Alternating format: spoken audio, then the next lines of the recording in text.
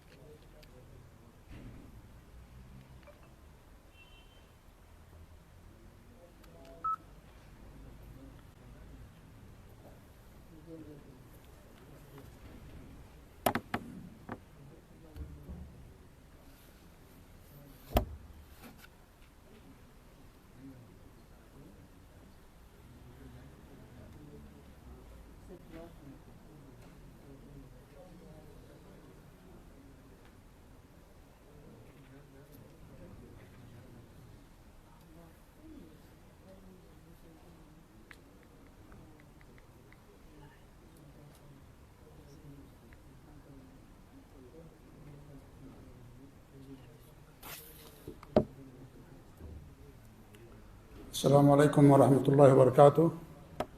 الحمدللہ رب العالمین الرحمن الرحیم مالک یوم الدین واشهد ان لا الہ الا اللہ وحدہ لا شریک لہ واشهد ان محمدا عبدہ ورسولہ بلغ الرسالہ وادى الامانہ ونصح الامہ وترکها البیضاء لیلها کنہارها لا یزیغ عنها الا ہالک صلوات اللہ وسلامہ علیہ وعلى آلہ وعلى اصحابہ ومن اهتدى بہدیہ واستنى بسنتہ الی یوم الدین وبعد. معزز و مکرم و محترم سامعین و سامعات، مشاہدین و مشاہدات،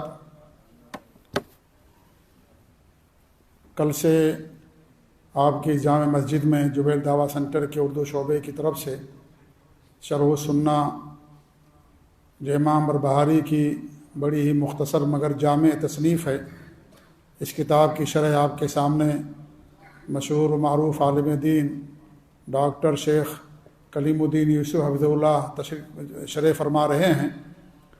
کل 3 نشستیں اس کی ہوئی تھیں، آج سے چوتھی نشست کا آغاز ہوگا. قبل اس کے کہ شیخ ہمارے انہیں میں مائک پر یا اسٹیج پر دعوت دوں، اپنے بھائیوں سے جو ادھر ادھر بیٹھے ہوئے ہیں ان سب سے گزارش ہے کہ آپ لوگ ذرا سامنے آ جائیں تو زیادہ بہتر رہے گا. سامنے آ جائیں، جو ادھر ادھر ستونوں کے بغل میں یا ستونوں کو ٹیک لگا کر کے بیٹھے ہوئے ہیں. اور مجلس کے آداب میں سے یہی ہے کہ جو مدرس ہو یا گفتگو کرنے والا ہو، استاد ہو، اس کے سامنے لوگوں کو بیٹھنا چاہیے، بجائے اس کے کہ ادھر ادھر بکھر جائیں. یہ درست نہیں ہے. اسلام ہمیں اس بات کی تعلیم دیتا ہے کہ ایک ساتھ رہیں اور ایک ساتھ اٹھیں بیٹھیں. یہ زیادہ بہتر ہے اس کے مقابلے میں کہ آپ لوگ ادھر ادھر بیٹھ جائیں. میرے بھائیوں، جس کتاب کی شرح کی جا رہی ہے بہت ہی عظیم کتاب ہے. یہ مختصر کے باوجود انتہائی جامع اور معنی کتاب ہے. اس میں اسی بات کی دعوت دی گئی ہے، اسی بات کی تعلیم دی گئی ہے، اسی بات پر ابھارا گیا ہے کہ ایک مسلمان کو توحید و سنت پر سلف صالحین کے منہج کے مطابق قائم رہنا چاہیے، اور یہی پورے اسلام کا خلاصہ ہے، اور یہی فرقہ ناجیہ طائفہ منصورہ کی پہچان اور شناخت ہے. توحید اور سنت، دین اسلام پر منہج سلف کے مطابق قائم رہنا، استقامت اختیار کرنا.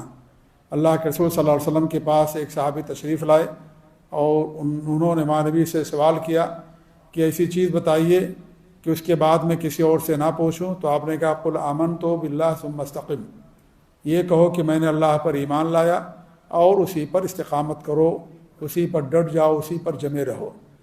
اللہ کے رسول صلی اللہ علیہ وسلم نے ابو ذر رضی اللہ تعالیٰ عنہ کو وصیت کرتے ہوئے اور ان کے ذریعے پوری انسانیت کو، ہم سب کو وصیت کرتے ہوئے فرمایا لا تشرک باللہ وان قطعت او حرق، اللہ تعالیٰ کے ساتھ کبھی شرک نہ کرنا، چاہے تمہیں تمہاری بوٹی بوٹی کر دی جائے، ٹکڑوں میں تمہیں کر دیا جائے یا تمہیں جلا دیا جائے، لیکن اللہ رب العالمین کے ساتھ کبھی بھی شرک نہ کرنا.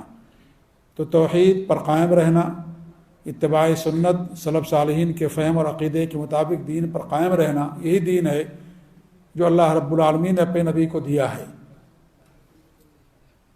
اور اسی دین کی دعوت آپ کو یہاں سے دی جاتی ہے، اسی طرح آپ لوگوں کو بلایا جاتا ہے. یہی فرقہ ناجیہ کی شناخت اور پہچان ہے۔ کوئی بھی انسان یا کوئی بھی جماعت اگر اپنی شناخت کھو دے تو اس کا وجود ختم ہو جاتا ہے، اس کا وجود ختم ہو جاتا ہے۔ اس طریقے سے ہماری پہچان ہے توحید و سنت سلف صالحین، ان کے عقیدے اور منہج کے مطابق دین پر قائم رہنا، اس کے مطابق چلنا، اس پر عمل کرنا اور حکمت کے ساتھ صبر کے ساتھ لوگوں کو دعوت دینا۔ اسی بات کی طرف ہمیشہ دعوت دی جاتی ہے، اسی میں ہماری نجات ہے اور اسی میں انسان کے لیے دنیا اور آخرت کے اندر کامیابی ہے۔ اللہ تعالیٰ سے دعا کہ اللہ رب العالمین ہم سب کو مرتے دم تک اسی منہج اور عقیدے پر قائم رکھے۔ آمین رب العالمین۔ میں بڑے ادب احترام کے ساتھ شیخ سے گزارش کرتا ہوں کہ شیخ اپنی گفتگو کا آغاز فرمائیں، اور جو کتاب آپ کے سامنے پڑھائی جا رہی ہے یہ انشاءاللہ 10 پوائنٹ اس کے ہو گئے ہیں، 11ویں پوائنٹ سے انشاءاللہ آج اس کا آغاز ہوگا۔ ہمارے ارشد ریاض صاحب نے کہا مجھ سے کہ شیخ سے بھی کہہ دیا کریں کہ کون سا پوائنٹ پڑھ رہے ہیں تاکہ ہم کو مطالعہ کرنے میں، کتاب دیکھنے میں زیادہ آسانی ہو۔ تو 10 پوائنٹ ہو چکے ہیں، آج سے 11ویں پوائنٹ کو انشاءاللہ پڑھا جائے گا اور شروعات ہوگی۔ اللہ رب العالمین ہمارے شیخ کے خاص فرمائے، ان کے علم سے میں اور زیادہ استفادے کی توفیق دے۔ اللہ تعالیٰ ہم اور آپ کو اسی منہج اور دین پر قائم رکھے، آمین۔ اور ایک بار پھر شیخ سے گزارش کرتا ہوں کہ شیخ اپنے درس کا آغاز فرمائیں۔ جزاک اللہ خیر جزا ونفع بعلمہ الاسلام وسلم وبارک فیہ، والسلام علیکم ورحمۃ اللہ وبرکاتہ۔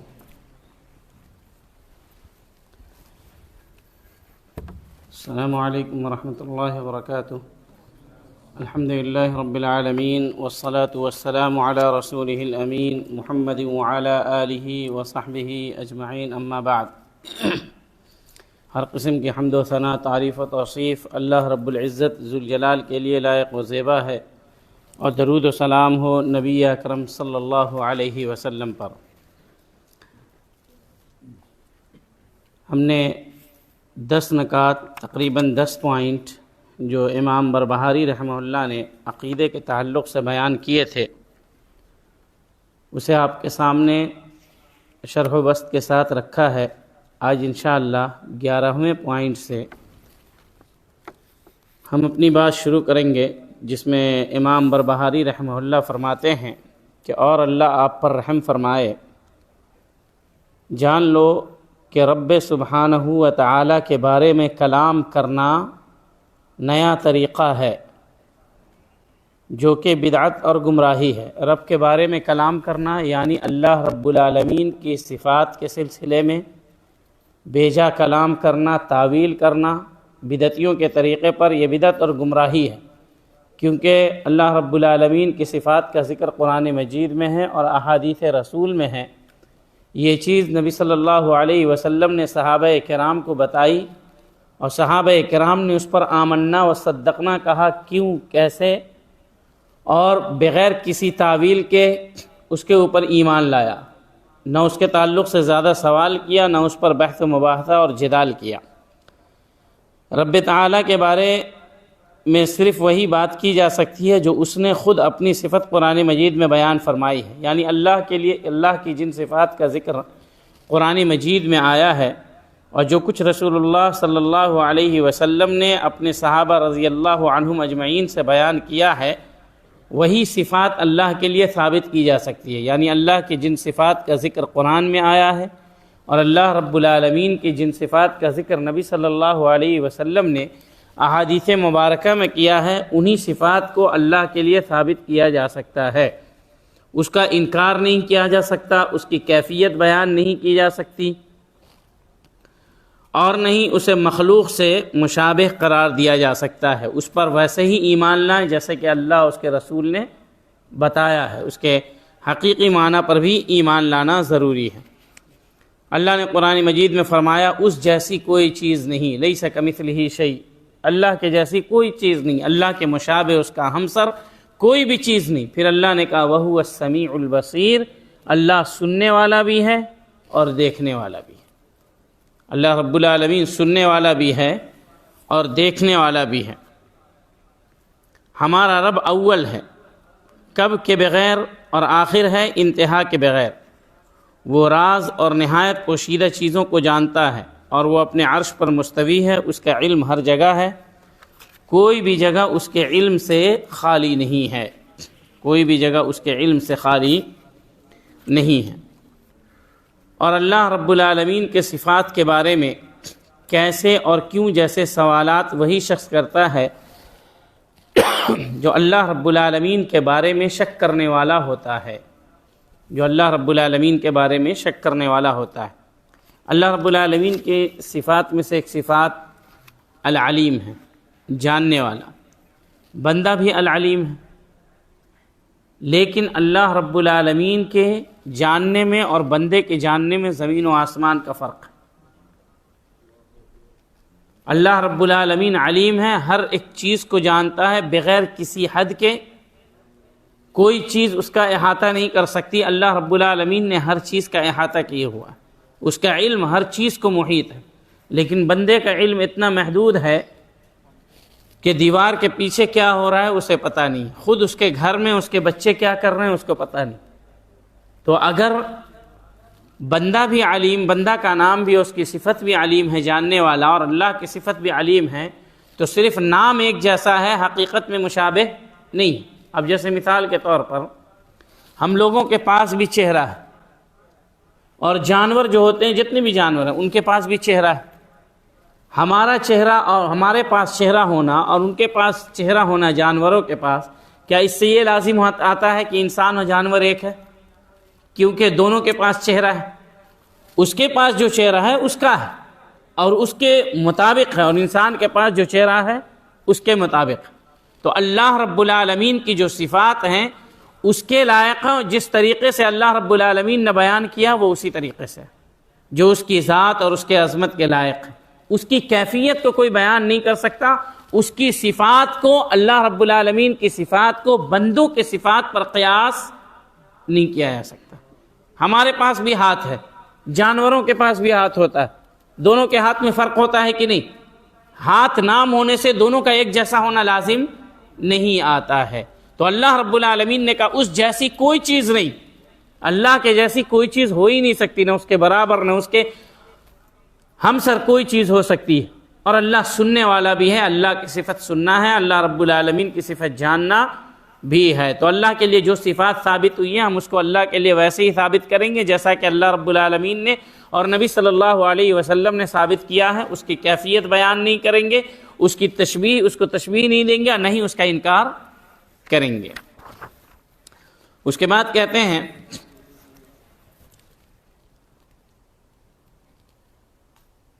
کہ اللہ رب العالمین کا کلام منزل من اللہ ہے، قرآن کریم اللہ کا کلام ہے، اس کا نازل کردہ اور اس کا نور ہے۔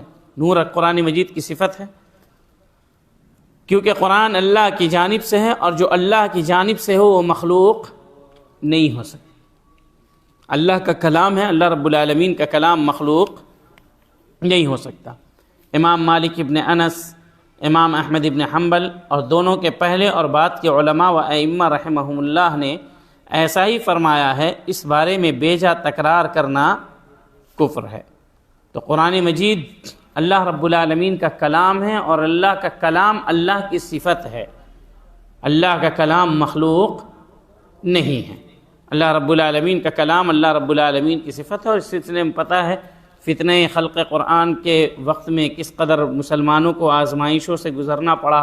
امام احمد رحمہ اللہ نے کتنے سال جیل کے اندر گزارے، اور کس قدر کیسا سلوک کیا گیا، کتنی اذیتیں دی گئیں، صرف اسی ایک مسئلے کے خاطر انہوں نے تمام تر تکلیف کو اور اذیتوں کو برداشت کیا تاکہ یہ عقیدہ ختم نہ ہونے پائے، اور اسی عقیدے میں ثابت قدم رہنے کی وجہ سے کہ قرآن مجید اللہ کا کلام ہے، مخلوق نہیں ہے، اللہ رب العالمین نے انہیں اس قدر سربلندی اور سرفرازی عطا کی۔ تو جو انسان ثابت قدم رہتا ہے اپنے عقیدے پر، اس عقیدے پر جو کتاب اللہ سنت رسول میں ہے، اور جسے نبی صلی اللہ علیہ وسلم نے صحابہ کرام کو سکھایا ہے، تو عاقبت اسی کی ہوتی ہے، دنیا اور آخرت دونوں میں اس کی عاقبت بہتر ہوتی ہے، اور اللہ رب العالمین ہر قسم کی چیزوں سے اس کی حفاظت کرتا ہے۔ تو اس سلسلے میں بیجا تکرار کرنا کفر ہے۔ اس کے بعد کہتے ہیں نمبر 14، اور قیامت کے دن اللہ کے دیدار پر ایمان رکھنا کہ اہل ایمان اللہ تعالیٰ کو اپنے ماتھے کی نگاہوں سے دیکھیں گے۔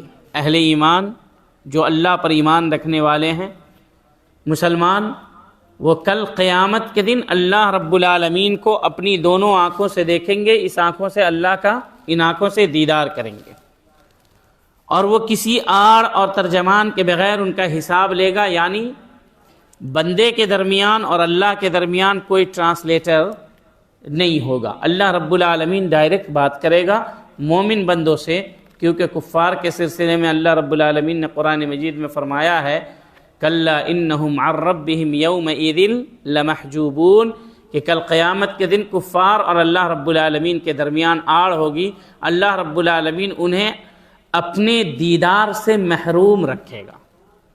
تو جنت بہت بڑی نعمت ہے، بہت بڑی۔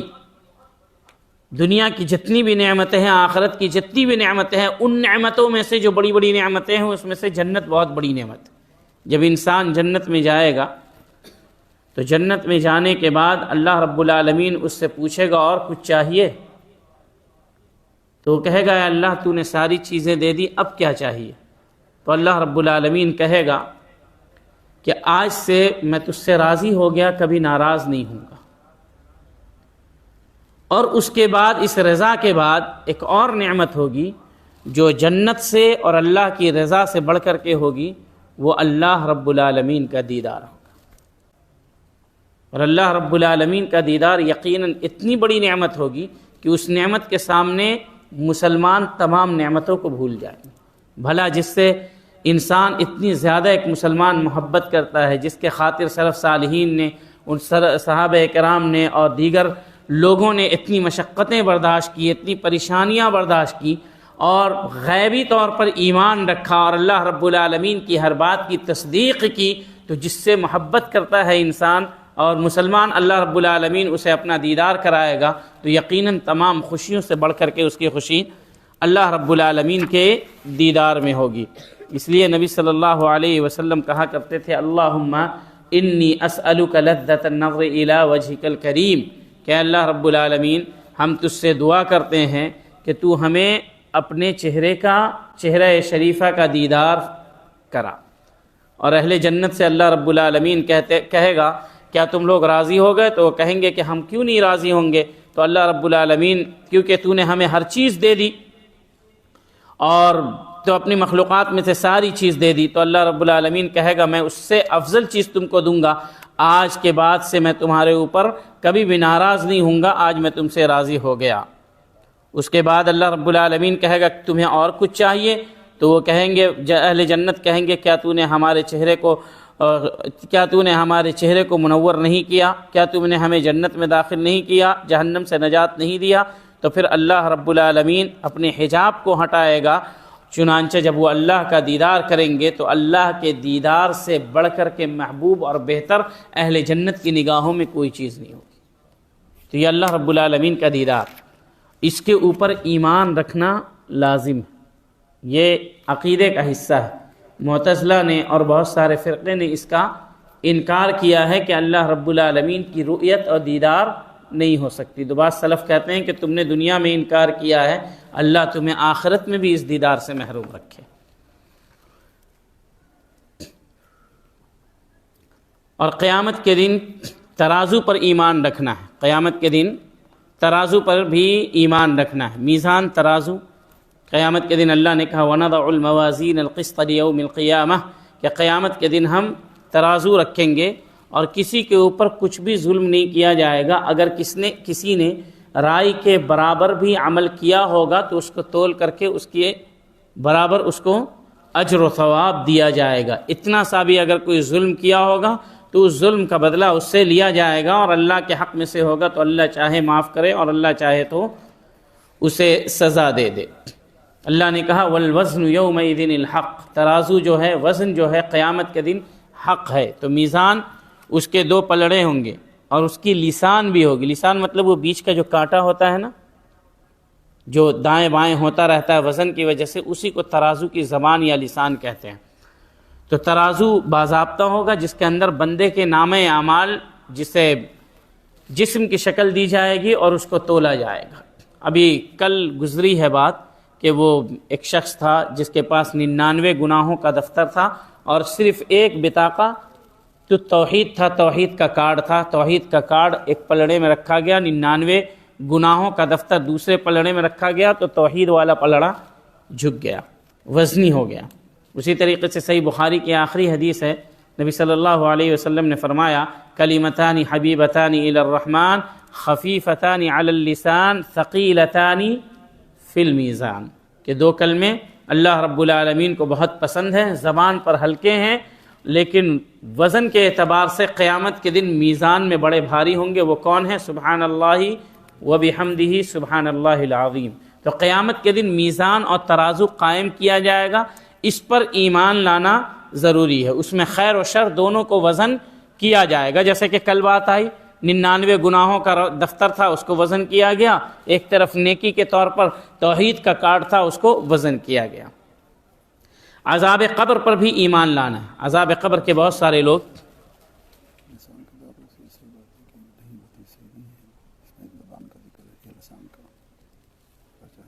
حدیث صحیح نہیں ہے، اس میں تو لکھا انہوں نے، بس وہ سارے فوزان کہتے ہیں کہ وہ کانٹا ہے۔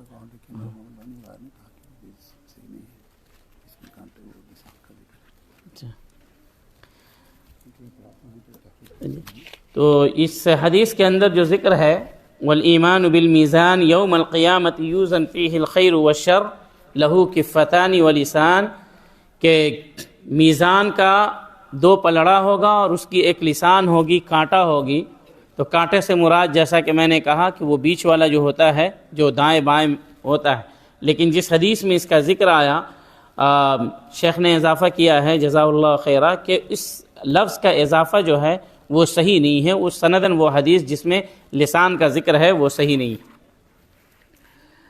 اور عذاب قبر پر ایمان رکھنا ہے، قبر کے عذاب پر کہ عذاب قبر ہوگا، حق ہے اور اس کے اوپر ایمان رکھنا ہے۔ بہت سارے لوگ اس کا انکار کرتے ہیں کہ قبر میں کوئی عذاب نہیں ہوگا، جبکہ اللہ رب العالمین نے قرآن مجید میں فرمایا النار یعرضون علیہا غدوا وعشیا، کہ اہل فرعون جو ہیں، جو فرعون کے ساتھی، ان کے اوپر صبح و شام آگ پیش کی جاتی ہے۔ النار یعرضون علیہا غدوا وعشیا یوم تقوم الساعۃ وادخلوا آل فرعون اشد العذاب۔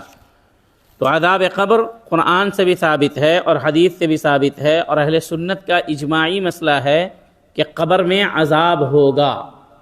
جسم کو عذاب ہوگا کہ نہیں ہوگا، روح کو عذاب ہوگا کہ نہیں ہوگا؟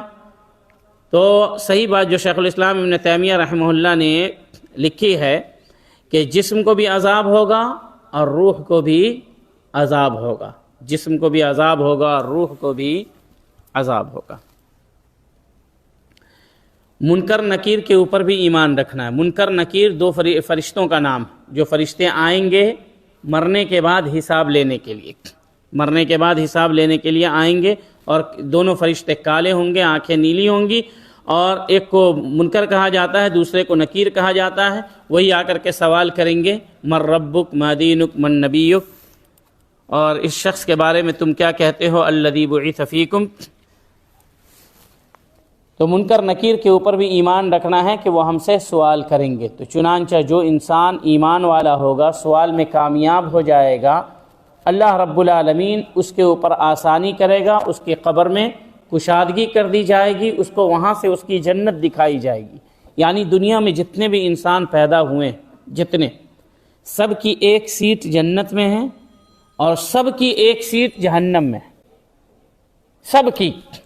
جیسا کہ حدیث میں ذکر ہے، طویل حدیث ہے، کہ اگر جنتی ہوگا تو اس کو پہلے جہنم دکھائی جائے گی کہ وہ جگہ دیکھو، وہاں پر تمہاری جگہ تھی، اگر تم برائی کرتے تو اسی جگہ پر جاتے، لیکن چونکہ تم نے اللہ اور اس کے رسول کے طریقے پر چل کر کے دکھایا، دنیا میں بہت ساری قربانیاں دی، تو اب یہ جنت دیکھو، وہ جو جگہ ہے وہاں پر اللہ رب العالمین نے تمہاری جگہ رکھی۔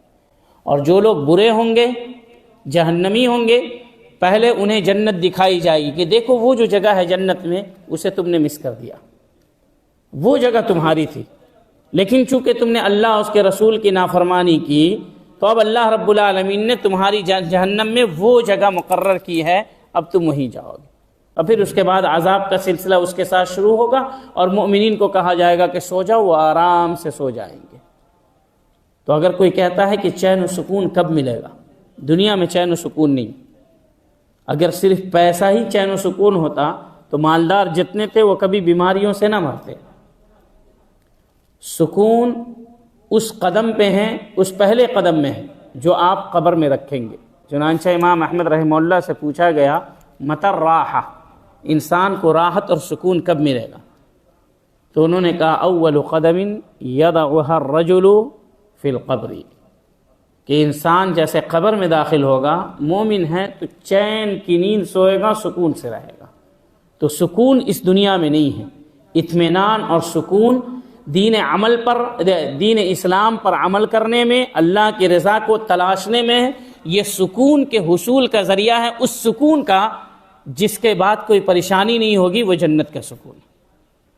تو اگر ایک دم سکون چاہیے، کسی قسم کی کوئی پریشانی نہیں، کوئی ٹینشن نہیں، کوئی غم نہیں، تو وہ سکون اللہ نے جنت میں رکھا۔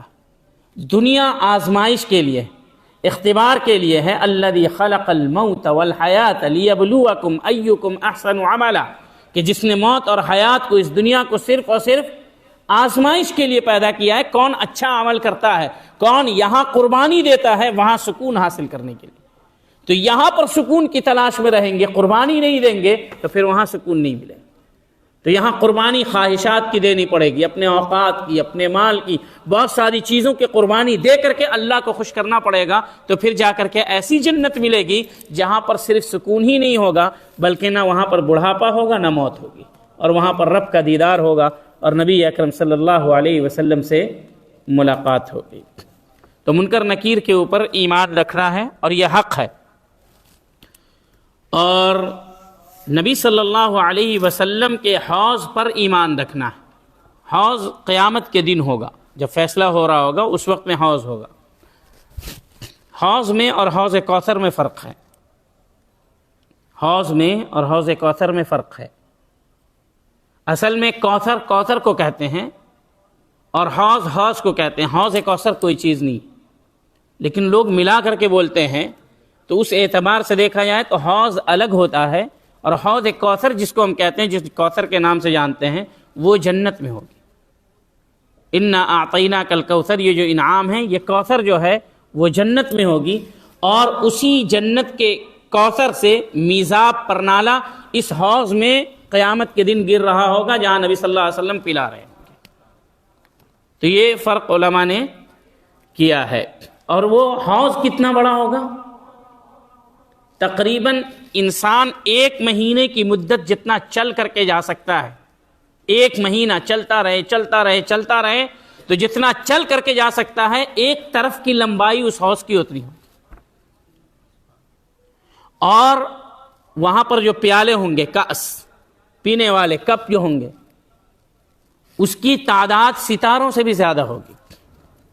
لیکن نبی صلی اللہ علیہ وسلم سے اس دن اس حوض سے اسی شخص کو ملے گا جس نے بدعت نہیں کی ہوگی، جس نے شرک نہیں کیا ہوگا، جو نبی صلی اللہ علیہ وسلم کے طریقے کو چھوڑ کر کے بدعتی طریقے کو نہیں اپنایا ہوگا۔ چنانچہ صحیح روایت ہے کہ نبی کریم صلی اللہ علیہ وسلم چند لوگوں کو دیکھیں گے، ان کو لے جایا جا رہا ہوگا۔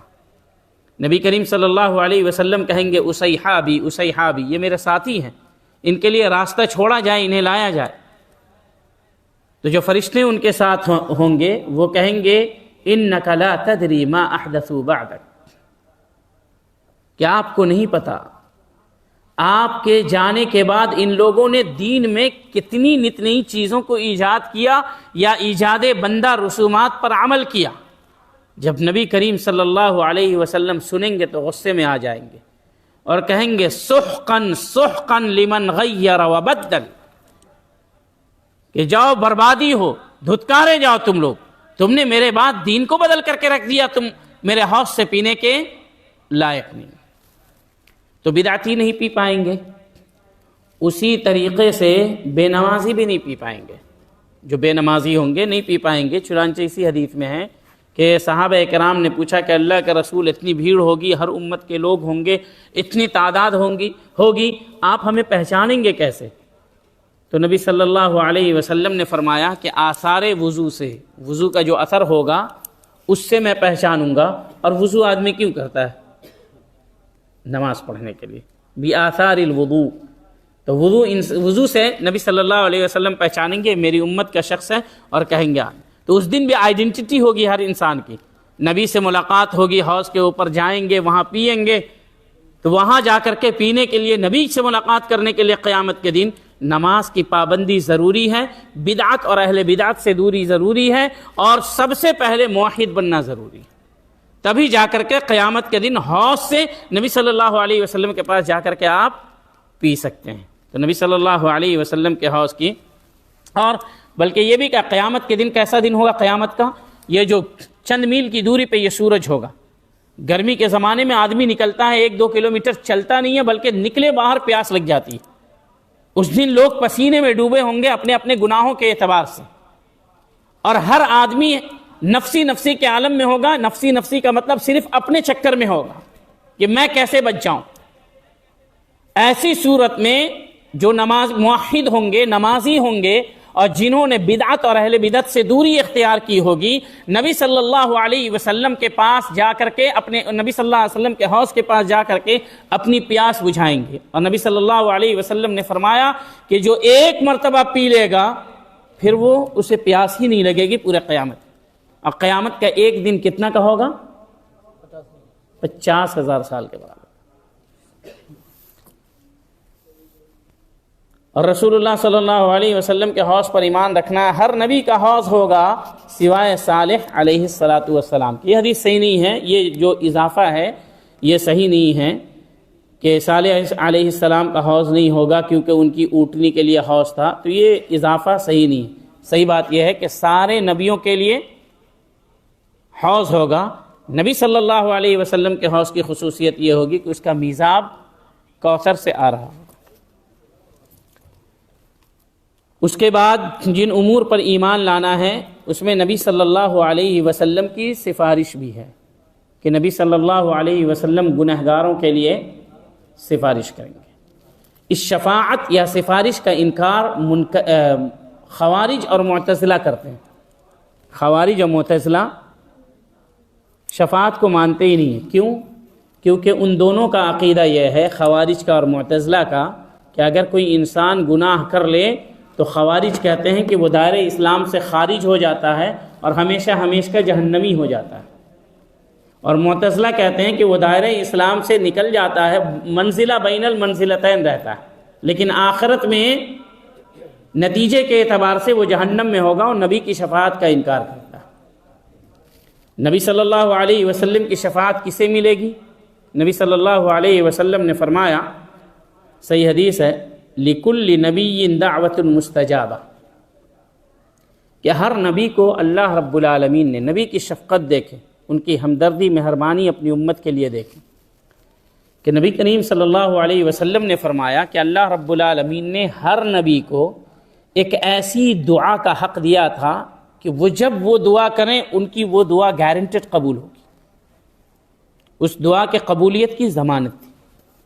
ایک دعا ایسی دی تھی، نبی صلی اللہ علیہ وسلم نے فرمایا، فَتَعَجَّلَ كُلُّ نَبِيٍّ دَعْوَتَهُ، تو جتنے بھی انبیاء آئے ہیں ہر نبی نے اپنی اس دعا کا استعمال اس دنیا میں کر لیا۔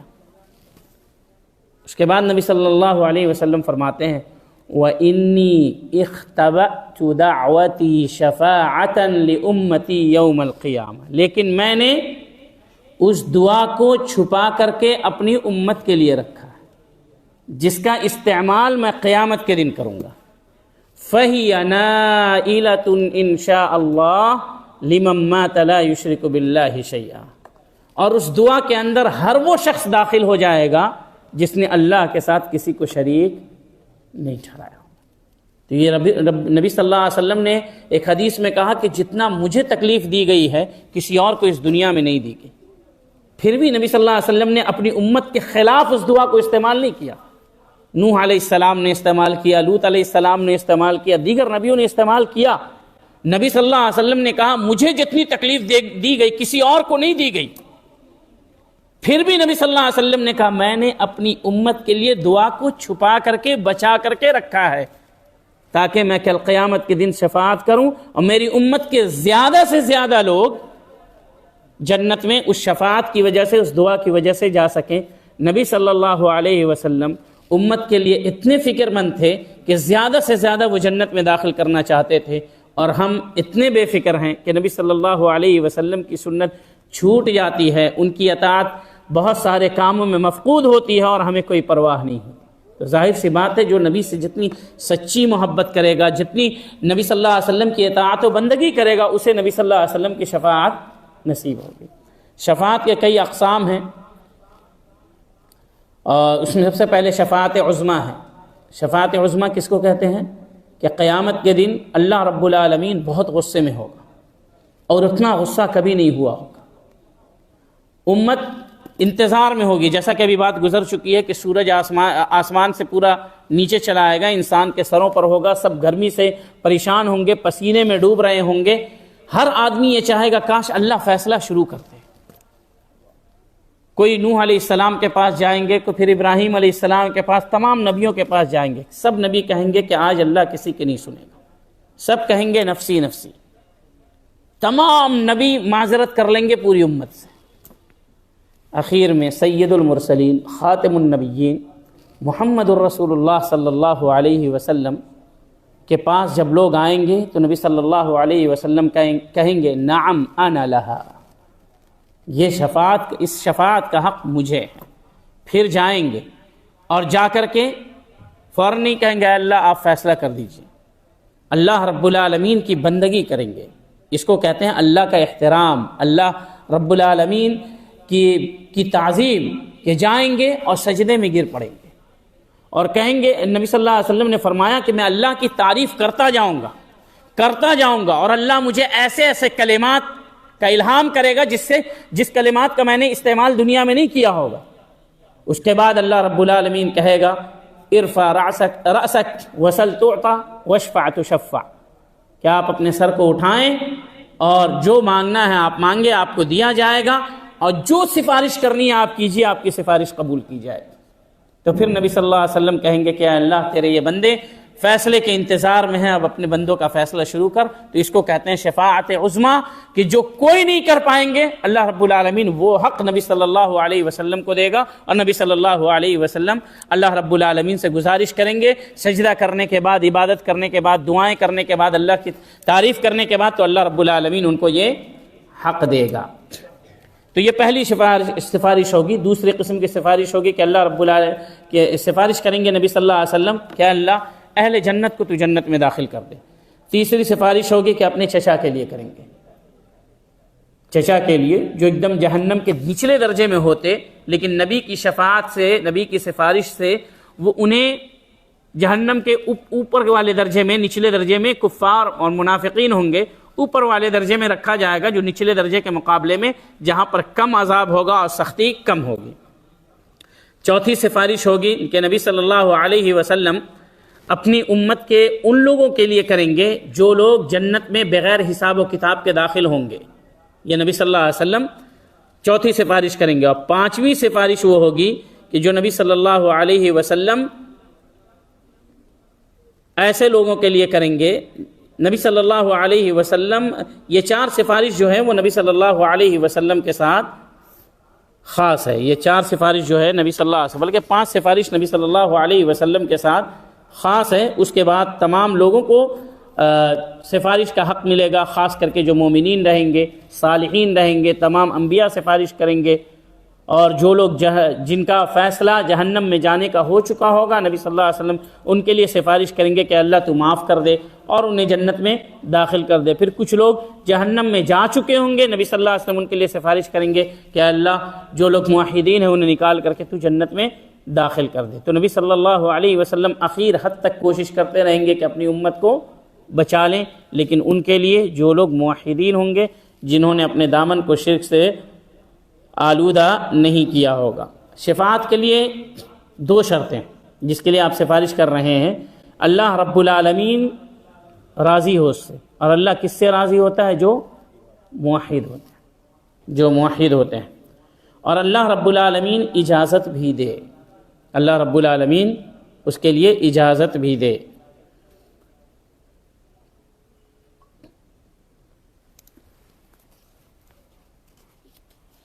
اور ایک حدیث میں نبی صلی اللہ علیہ وسلم نے فرمایا اسعد الناس بشفاعتی یوم القیامہ من قال لا الہ الا اللہ ولا یشرک باللہ شیئا، کہ جس نے لا الہ الا اللہ کہا اور اللہ کے ساتھ کسی کو شریک نہیں ٹھہرایا، وہ قیامت کے دن میری شفاعت کا حقدار ہوگا۔ تو توحید پہلی بنیاد ہے، عقیدہ توحید، یعنی جس نے غیر اللہ کو سجدہ نہیں کیا ہوگا، قبروں کی پوجا نہیں کی ہوگی، غیروں کو سجدہ نہیں کیا ہوگا، نذر و نیاز، منت، یہ تمام چیزوں سے اپنے آپ کو بچا کر کے رکھا ہوگا، اللہ کی توحید پر قائم رہا ہوگا، گرچہ گناہ بھی رہے ہوں گے تو اللہ کے نبی صلی اللہ علیہ وسلم کی شفاعت اسے حاصل ہوگی، اللہ رب العالمین کی شفاعت اسے، نبی صلی اللہ علیہ وسلم کی شفاعت اسے ملے گی۔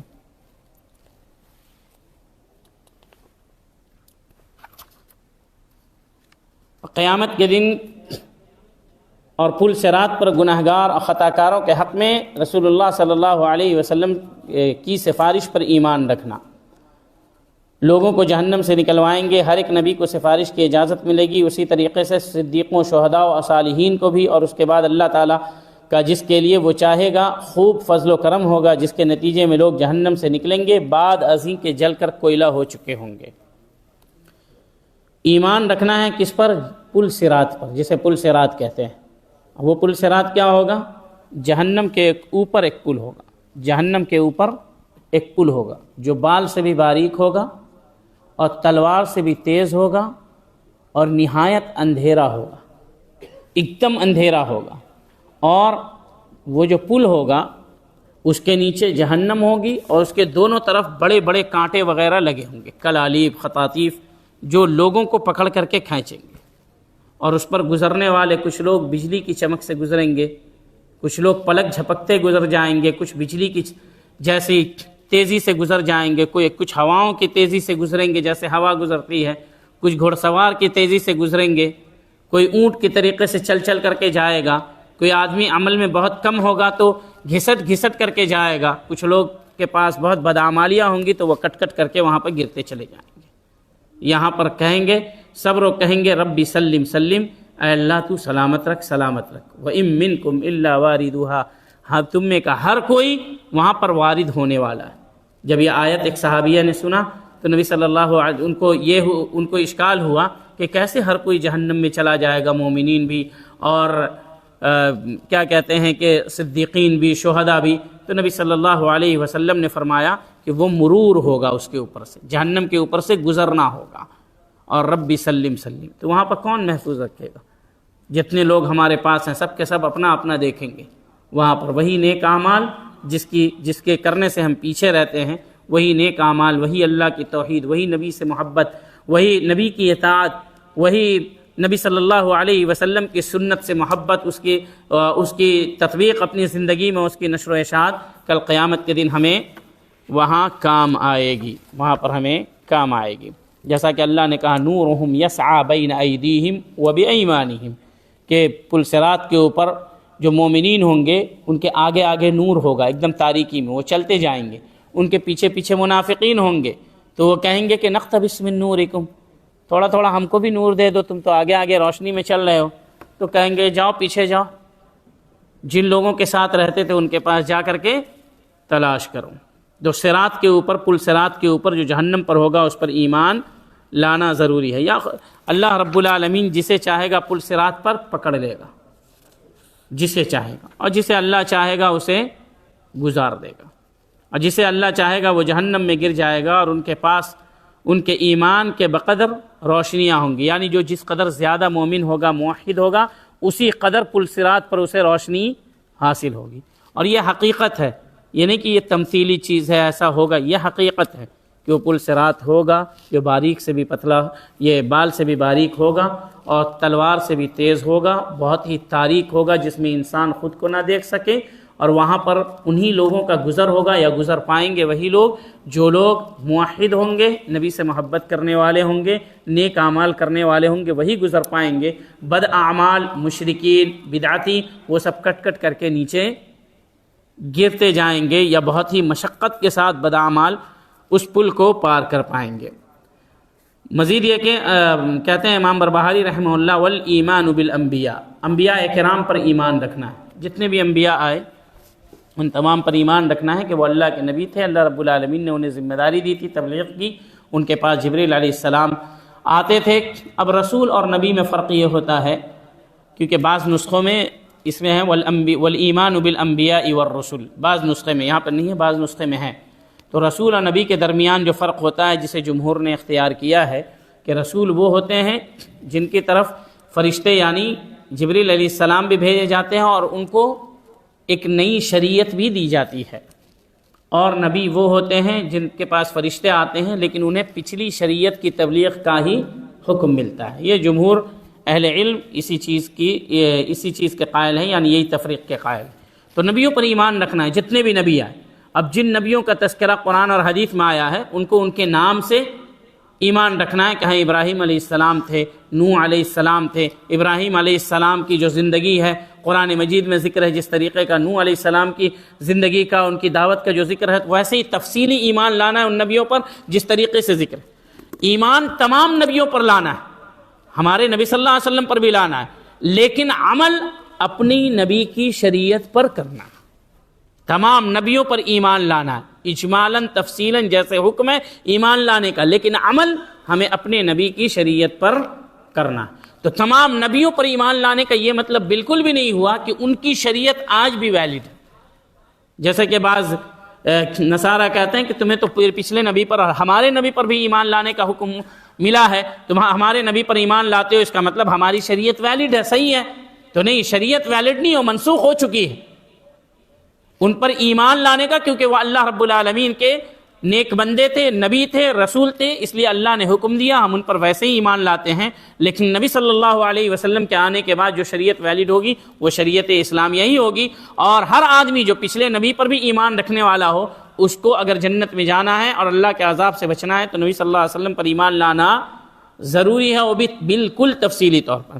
اور فرشتوں پر ایمان رکھنا ہے۔ فرشتوں پر ایمان رکھنے کے سلسلے میں کہ جتنے فرشتوں کا ذکر آیا اور انہیں جو ذمہ داریاں دی گئی، بعض فرشتے ہیں جو روح قبض کرنے والے ہیں، بعض فرشتے قبر میں آتے ہیں، بعض فرشتے اللہ رب العالمین انسانوں کے ساتھ لگا کر کے رکھتا ہے، بعض فرشتے بارش برسانے کے اوپر مامور ہیں، بعض فرشتے سور پھونکنے کے اوپر مامور ہیں۔ تو جن فرشتوں کا جن نام کا تذکرہ آیا ہے ان کو ان نام کے ساتھ، ان کی ذمہ داریوں کے ساتھ ایمان رکھنا۔ جو چیزیں صحیح حدیث سے ثابت ہیں کہ ہاں اللہ کے فرشتے ہیں جنہیں اللہ رب العالمین نے نور سے پیدا کیا ہے، اللہ رب العالمین کی وہ کبھی بھی نافرمانی نہیں کرتے، جو ذمہ داریاں ان کو اللہ رب العالمین نے دی ہے وہ اس کو ادا کرتے رہتے ہیں۔ اور جو صفات ذکر ہوئے ہیں فرشتوں کے کہ ان کے پاس پر ہوتے ہیں، کسی کے 2 پر ہیں، کسی کے 4 پر ہیں، فجبریل علیہ السلام کے 600 پر تھے، 600، اور ایک پر اتنا بڑا تھا کہ جب نبی صلی اللہ علیہ وسلم نے اجیاد صد میں مکہ میں دیکھا تھا تو ایک پر نے پورے آسمان کو ڈھانپ رکھا تھا، اور 600 پر ہوں گے تو سوچے کیسے ہوں گے۔ تو فرشتے اللہ رب العالمین کی مخلوق ہیں جنہیں نور سے پیدا کیا گیا، لا یعصون اللہ ما امرہم ویفعلون ما یؤمرون، وہ اللہ کی کبھی بھی نافرمانی نہیں کرتے اور نہ اللہ کے آگے آگے بولتے ہیں۔ جس ذمہ داری کو اللہ نے انہیں سونپا ہے وہ اس ذمہ داری کو پوری طریقے سے ادا کرتے رہتے ہیں، نہ آگے بولتے ہیں نہ پیچھے ہٹتے ہیں، اللہ جیسے کہتا ہے ویسے ہی وہ کرتے رہتے ہیں۔ اور اس بات پر ایمان لانا ہے کہ جنت حق ہے، یعنی جنت حق ہے، جنت کا وجود ہے، جنت کی جن صفات کا ذکر قرآن میں آیا اور حدیث میں آیا ہے وہ تمام صفات حق ہیں، اور جنت کے اندر جو نعمتیں ہوں گی ان نعمتوں کا صرف جو نام ذکر کیا جاتا ہے کہ فلاں فلاں چیز ہوگی، تو دنیا کی نعمتوں سے صرف مشابہت ہے، حقیقت میں دونوں کا کوئی مقابلہ نہیں، کیونکہ اس کا تصور انسانی ذہن یا دل دماغ کے اوپر نہیں گزر سکتا۔ مزید اس بات پر ایمان رکھنا ہے کہ جہنم ہے جہاں پر اللہ رب العالمین عذاب دے گا، اور جہنم کی جن صفات کا ذکر قرآن میں آیا اور حدیث میں آیا اس کے اوپر بھی ایمان رکھنا واجب ہے۔ تو جنت اور جہنم پر ایمان رکھنا ہے، اور ساتھ میں یہ بھی ایمان رکھنا ہے کہ جنت اور جہنم کبھی بھی فنا نہیں ہوگی، ہمیشہ ہمیش باقی رہیں گے۔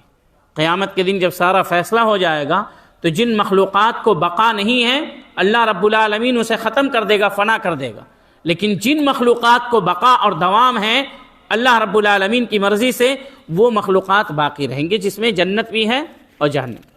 پتہ یہ چلا جنت و جہنم مخلوق ہے، اس کے اندر بہت ساری چیزیں ہیں جس کا ذکر قرآن اور حدیث کے اندر آیا، جنت کی نعمتوں کا تذکرہ آیا اور جنت کے دروازے کا تذکرہ آیا، اور کس طریقے سے جنتی جنت میں رہیں گے، اور کس طریقے سے آلائشوں میں اور وہاں پر نعمتوں کے اندر رہیں گے، اسی طریقے سے جہنمی کس طریقے سے لے جائے جائیں گے، جہنم کے اندر کس قسم کا عذاب ہوگا۔ ان تمام چیزوں کے اوپر تفصیلی ایمان رکھنا ہے، تفصیلی ایمان رکھنا ہے، اور کبھی بھی جنت و جہنم فنا اور ختم نہیں ہوگی، ہمیشہ ہمیشہ باقی رہے گی۔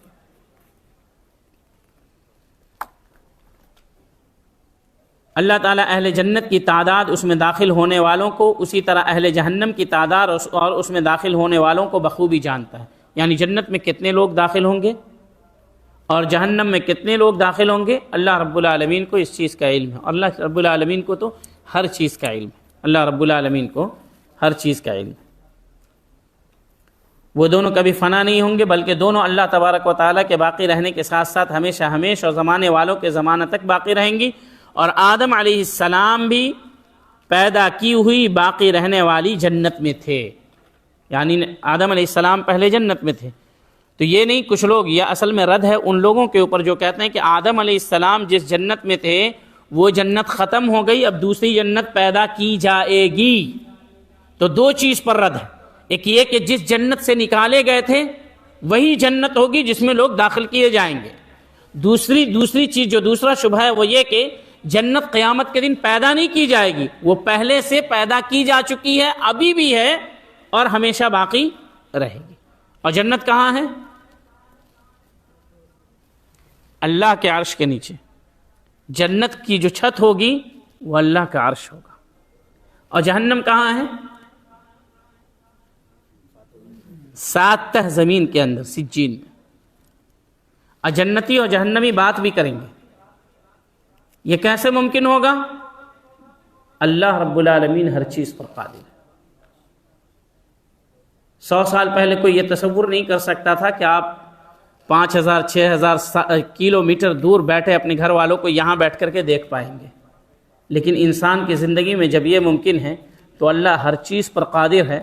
وَصُنْعَ اللَّهِ الَّذِي أَتْقَنَ كُلَّ شَيْءٍ، اور اللہ کی جو بناوٹ ہوتی ہے، کاریگری ہوتی ہے، تمام چیزوں سے پختہ اور مستحکم ہوتی ہے۔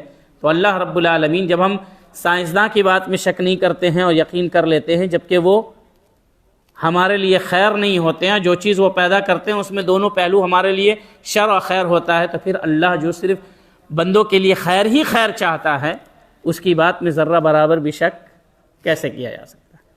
تو جنتی جہنمی بات کریں گے نا، جیسا کہ سورہ مدثر کے اندر ہے کہ وہ کہیں گے جنتی فی جنات یتساءلون، پوچھیں گے مجرموں سے ما سلککم فی سقر، جہنم میں کیوں چلے گئے، کس چیز نے تم کو جہنم میں داخل کر دیا؟ کہیں گے لم نک من المصلین، نماز نہیں پڑھتے تھے، ولم نک نطعم المسکین، مساکین کو کھانا نہیں کھلاتے تھے۔ آج بھی یہی ہے، کھانا بچ جاتا ہے زبالہ میں پھینک دیتے ہیں، لیکن غریب اور مساکین کو نہیں کھلاتے۔ کتنا انسان کا برباد ہوتا ہے۔ وَكُنَّا نَخُوضُ مَعَ الْخَائِضِينَ، بات کرنے والے آوارہ گردی کرتے تھے، ٹائم برباد کرتے تھے، پاس کرتے تھے اپنے ٹائم کو، اوقات کو اللہ کے ذکر میں، اللہ کی عبادت میں، اللہ کے دین کے نشر و اشاعت میں نہیں لگاتے تھے۔ اسی طریقے سے جو اللہ کے دین کا مذاق اڑاتے تھے، مزید یہ کہ دین کے سلسلے میں الٹی سیدھی بات کرتے تھے، خوض کرنا اسی کو کہتے ہیں لایانی چیزوں کے اندر، ہم ان لوگوں کے ساتھ رہتے ہیں۔ اس کے بعد اس کا نتیجہ کیا ہوا؟ نماز چھوڑنے کا نتیجہ، مسکین کو نہ کھلانے کا نتیجہ، اور لایانی بات میں مشغول ہونے کا نتیجہ کہ قیامت کے دن کو ہم جھٹلا بیٹھے۔ فما تنفعهم شفاعت الشافعین، تو ایسے لوگوں کو کسی سفارش کرنے والے کی سفارش بھی فائدہ نہیں پہنچا سکتی۔ تو نماز جس قدر مضبوط ہوگی توحید کے بعد، اسی قدر دیگر تمام اعمال مضبوط ہوں گے۔ نماز، اور نماز مردوں کے لیے ضروری ہے کہ وہ مسجد میں آ کر کے باجماعت ادا کریں، اور یہی اصل ہے۔ اور خواتین کے لیے بھی وقت پر ہے، یعنی کہ اب ان کے لیے جماعت نہیں ہے، فرض نہیں ہے، تو اب جب چاہا پڑھ لیا، وقت پر ہی پڑھنا ہے، وقت پر ہی اس کو ادا کرنا ہے۔ اب یہ گھر کے کچن کے سارے کام کر لیا، مغرب کے بعد کھانا بنانا شروع کیا، مغرب ہو گئی، عشاء ہو گئی، اب بیٹھ سونے کے لیے جا رہے ہیں تو اس سے پہلے وضو کر کے مغرب عشاء پڑھ لیا یا آخر وقت میں پڑھ لیا، نہیں، افضل وقت اول وقت ہے۔ اور ان الصلاۃ کانت علی المؤمنین کتابا موقوتا، کہ نماز مؤمنوں پر، تو مومن المؤمنین کے اندر مومن مرد اور مومن خواتین سب داخل ہیں، سب کے اوپر وقت پر فرض ہے۔ یہ الگ بات ہے کہ مومنین مرد جو ہیں ان کے لیے مسجد میں آ کر کے باجماعت ادا کرنا فرض ہے، لیکن مومنہ خواتین جو ہیں ان کے لیے گھر میں لیکن وقت پر ہی فرض ہے، وقت سے تاخیر کرنا درست نہیں ہے۔ اس لیے اللہ رب العالمین نے قرآن مجید میں کہا فویل للمصلین، کہ ویل ہے، خرابی ہے، بربادی ہے ان مصلیوں کے لیے الذین هم عن صلاتهم ساہون، جو اپنی نماز سے غفلت برتتے ہیں، جس کی تفسیر عبداللہ بن عباس رضی اللہ عنہما نے کی، الذین یؤخرون الصلاة عن اوقاتها، کہ جو لوگ اپنی نماز کو لیٹ کر کے وقت سے تاخیر کر کے پڑھتے ہیں۔ آدم علیہ السلام کی پیدا کی ہوئی، آدم علیہ السلام بھی پیدا کی ہوئی باقی رہنے والی جنت میں تھے، مگر اللہ کی نافرمانی کرنے کے بعد انہیں اسے جنت سے نکال دیا گیا۔ کتنی نافرمانی کی تھی؟ ایک نبی تھے، پہلے نبی تھے، اللہ کے مقرب بندے تھے، اللہ کے محبوب تھے، اللہ نے سارا علم سکھایا تھا، اور یہ بھی بتا دیا تھا کہ فلاں جگہ پر مت جانا، اس سے ولا تقربا من هذه الشجرہ، اس درخت سے قریب نہ ہونا دونوں۔ تمام چیزیں صحیح تھی، شیطان کے اس میں آ کر کے اس درخت کے وہ قریب چلے گئے یا اس کا جا کر کے اس پھل کھا لیا۔ ایک نافرمانی میں جنت سے اللہ رب العالمین نے نیچے اتار دیا، تو ہم اپنے دامن میں سینکڑوں نہیں ہزاروں نافرمانیاں لے کر کے جنت میں کیسے جا سکتے ہیں؟ لیکن توبہ کا دروازہ کھلا ہے۔ جب اس غلطی کا احساس ہوا تو فتلقى آدم من ربه کلمات فتاب علیہ، اللہ نے توبہ کے کلمات سکھائے کہ کہیے ربنا ظلمنا، اے ہمارے رب ہم نے ظلم کیا، ہم نے گناہ کیا، ہم نے کوتاہی کی اپنے اوپر، اے ہمارے رب تو ہمیں بخش دے، تو اگر نہیں بخشے گا، یہ نبی کہہ رہے ہیں، تو ہم گھاٹا اٹھانے والوں میں سے ہو جائیں گے۔ جب انبیاء ایسے کہتے تھے کہ اگر تو نہیں بخشے گا تو ہم گھاٹا اٹھانے والوں میں سے ہو جائیں گے، تو پھر ہم کس کے اوپر اعتماد اور بھروسہ کر کے بے فکری کی اور غفلت کی زندگی گزار رہا۔ اس کے بعد کہتے ہیں 22واں نقطہ ہے، 22واں فقرہ ہے والایمان بالمسیح الدجال، والایمان بالمسیح الدجال، مسیح دجال پر بھی ایمان لانا ہے، وہ حق ہے، اللہ رب العالمین اس کو بھیجے گا، اور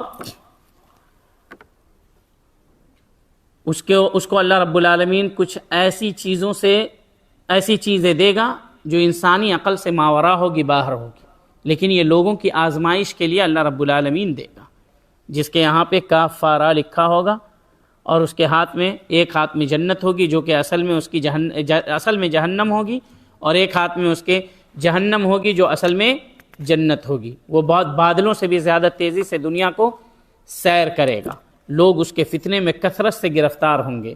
نبی صلی اللہ علیہ وسلم اور ان سے قبل جتنے بھی انبیاء آئے، تمام انبیاء کرام نے اپنی اپنی امت کو دجال کے فتنے سے ڈرایا ہے اور بچنے کی تلقین کی ہے، اور جو جس قدر زیادہ عبادت گزار ہوگا، توحید پرست ہوگا، اللہ رب العالمین اسے دجال کے فتنے سے محفوظ رکھے گا، بالخصوص قرآن کی جو تلاوت کرے گا اس کو سمجھ کر کے پڑھے گا۔ اس لیے نبی صلی اللہ علیہ وسلم نے فرمایا جو سورہ کہف کی 10 آیتوں کی تلاوت کرے گا وہ دجال کے فتنے سے محفوظ رہے گا۔ اور نبی صلی اللہ دجال کا فتنہ کتنا بڑا ہے کہ نبی صلی اللہ علیہ وسلم نے ہر نماز میں اسے پڑھنے کا حکم دیا، اللہم انی اعوذ بک من عذاب القبر واعوذ بک من عذاب جہنم واعوذ بک من فتنة المسیح الدجال۔ ہر نماز میں، بعض اہل علم کہتے ہیں ان 6 چیزوں سے پناہ مانگنا ہر نماز میں واجب، ہر نماز میں واجب ہے۔ بعض اہل علم نے کہا کہ تاکیدی سنت ہے، آدمی کو نہیں چھوڑنا چاہیے۔ تو دجال کا فتنہ بہت بڑا فتنہ ہوگا، بہت بڑا عبادت گزار ہوگا ایک گاؤں میں، اور وہ کہے گا کیا ہے؟ کہا دجال آیا ہے۔ کہا کیا تم لوگ دجال دجال کرتے رہتے، وہ کوئی چیز تھوڑی نہ ہے، چلو ہم جا کر کے دیکھتے ہیں۔ عبادت گزار ہوگا، علم نہیں ہوگا، جائے گا، کہا کیا ہو تم؟ کہے گا کہ اللہ، میں تمہارا رب ہوں، اللہ ہوں۔ تو آدمی کہے گا نہیں، بالکل نہیں۔ تو دجال کہے گا کہ اگر میں تمہارے ماں باپ کو زندہ کر کے لا دوں تو کہے گا تب تم کو رب مان لوں گا۔ اور وہ دجال دو شیطان کو حکم دے گا کہ بھائی اس کے ماں باپ بن کر کے آ جاؤ، اس سے گفتگو کرو، اور وہ آدمی بدل جائے گا۔ لیکن مدینے کا جو آدمی نکلے گا وہ علم والا ہوگا، جو نوجوان نکلے گا، اور اس کو جب دجال مارے گا، مار کر کے اس کے بیچ سے گزر جائے گا، پھر زندہ کر دے گا، تو کہے گا تو مجھے اب بہت زیادہ یقین ہو گیا کہ تم ہی دجال ہو۔ تو علم کا یہ فائدہ ہوتا ہے۔ تو جس قدر زیادہ علم انسان کے پاس ہوتا ہے اس قدر زیادہ وہ فتنے سے محفوظ ہوتا ہے۔ اس لیے نبی صلی اللہ علیہ وسلم نے فرمایا کہ جب کوئی اس کے نکلنے کے بارے میں سنے، من سمع بہ، کہ جو سن لے کہ دجال نکل گیا ہے، فَلْيَنْأَ عَنْهُ، تو اس سے دور رہے۔ جیسے آج کے کوئی نئی چیز آتی ہے، چلو چل کر کے دیکھتے ہیں، پوری فیملی کے ساتھ جاتے ہیں، چلو دیکھ لو۔ حتیٰ کہ کہیں پر سیلاب بھی ایسا خطرناک آیا ہوتا ہے جو گاؤں گاؤں کو ڈباتا ہے، لوگوں کے لیے وہ چیز پکنک ہوتی ہے، وہ جا کر کے دیکھتے ہیں۔ تو جیسے انسانوں کی عادت ہوتی ہے دیکھنے کے لیے جائیں گے، وہ اس کے فتنے میں گرفتار ہو جائیں گے۔ تو فتنہ اگر دیکھیں تو چلو دیکھتے ہیں، کلک کر کے اس میں کیا ہے، دیکھتے ہیں مرزا کو سن کر کے کیا دیکھتے ہیں کیا بولتا ہے۔ آپ کے دیکھنے میں آپ اس کے ہو جائیں گے، اپنے نہیں رہیں گے۔ اسی سے علماء نے استدلال کیا کہ فتنے کے قریب نہیں جانا چاہیے، شبہات کے قریب نہیں جانا چاہیے۔ فلاں صاحب فلاں سے روکتے ہیں، چل کر کے دیکھتے ہیں کیا ہے اس میں، دیکھتے ہیں۔ اب جب آپ دیکھیں گے تو دیکھتے رہ جائیں گے، انہی کے ہو جائیں گے۔ علماء اس لیے نبی صلی اللہ علیہ وسلم نے کہا سنیں فَلْيَنْأَ عَنْهُ، تو اس سے دور رہے، قریب نہ جائے۔ دجال جیسے بڑا فتنہ ہے، ویسے شبہات، بدعتیوں کے شبہات بھی بہت بڑا فتنہ ہوتے ہیں، جو انسان سے اس کے دین کو ختم کر دیتے ہیں، اس کی فکر کو بدل دیتے ہیں، اس کے عقیدے کو تباہ و برباد کر دیتے ہیں۔ تو ایسے لوگوں سے جن سے علماء دور رہنے کے لیے کہیں، ان کو سننے سے منع کریں، تو جا کر کے چیک نہ کریں، ورنہ عقیدہ اور تمام چیزوں سے آپ ہاتھ دھل لیں گے۔ تو فتنے، خاص کر کے جو دجال کا فتنہ ہے، وہ دجال کا فتنہ جو ہے بہت بڑا فتنہ ہوگا، جس سے نبی صلی اللہ علیہ وسلم نے ہمیشہ پناہ مانگنے کی تلقین کی ہے۔ مہدی 3 قسم کے، جو مہدی ہوں گے وہ 3 قسم کے ہوں گے، جس کے اوپر ایمان رکھنا ضروری ہے۔ ان میں سے ایک کے اوپر ایمان رکھنا ضروری ہے۔ ایک یہودیوں کا مہدی ہے۔ یہودیوں کا مہدی کون ہے؟ دجال۔ وہ اس کا انتظار کر رہے ہیں کہ وہ آئیں گے تو ان کے ساتھ وہ لڑائی کریں گے، اور یہودی ہی 70,000 نکلیں گے۔ نبی صلی اللہ علیہ وسلم نے فرمایا کہ جب دجال نکلے گا تو اس کے پیچھے 70,000 یہودی ہوں گے۔ دوسرے مہدی یہ کذاب ہوگا، دجال جو ہے یہ کذاب ہوگا۔ دوسرا مہدی روافض کے، جو سرداب میں چھپے ہوئے کئی ہزار سالوں سے، وہ ان کے انتظار میں ہے کہ جب وہ نکلیں گے تو پھر ہم دنیا فتح کریں گے۔ یہ دونوں کذاب۔ سچے پکے وہ مہدی ہوں گے جن کا نام محمد ہوگا اور جن کے والد کا نام عبداللہ ہوگا، اور جو حسن ابن علی ابن ابی طالب رضی اللہ عنہما کی نسل سے ہوں گے، اور ان کی بہت ساری صفات کا تذکرہ بھی کیا گیا ہے۔ اور غالباً پچھلے سال یا اسی سال یا پچھلے سال 3-4 مہینے پہلے مہدی منتظر کے اوپر یہاں پہ دورہ تدریبیہ ہوا تھا، جس میں آپ لوگوں کو بہت ساری معلومات فراہم کی گئی ہوں گی۔ تو ان کے اوپر ایمان رکھنا ضروری ہے۔ بہت سارے لوگ ایسے ہیں، کچھ اہل سنت کی طرف نسبت کرنے والے بھی ہیں، جو امام مہدی، جو مہدی اہل سنت والجماعت کے ہیں، ان کی آمد کے منکر ہیں، ان کی آمد کے منکر ہیں۔ جبکہ امام مہدی کی آمد کے سلسلے میں جو احادیث موجود ہیں وہ تواتر کی حد تک پہنچی ہوئی ہیں، یعنی متواتر احادیث ہیں۔